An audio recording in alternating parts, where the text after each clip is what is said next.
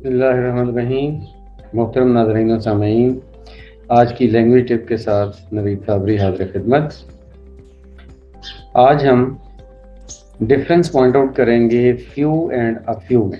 Basically ये adjective के तौर पर यूज़ होता है और किसी भी नाउन के साथ मीनिंग ऐड करता है।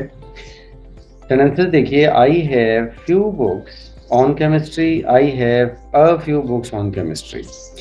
सिर्फ फ्यू अगर हम लगाएंगे ए के बगैर, उसका मतलब होता है नन।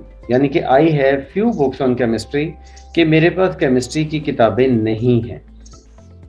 या आप ये कह लें कि मेरे पास केमिस्ट्री की किताबें ना होने के बराबर। एक बंदा अगर नो कहना चाह रहा है लेकिन वो वर्ड नो या नॉट का नहीं यूज करना चाहता, तो वो फ्यू का वर्ड यूज करेगा।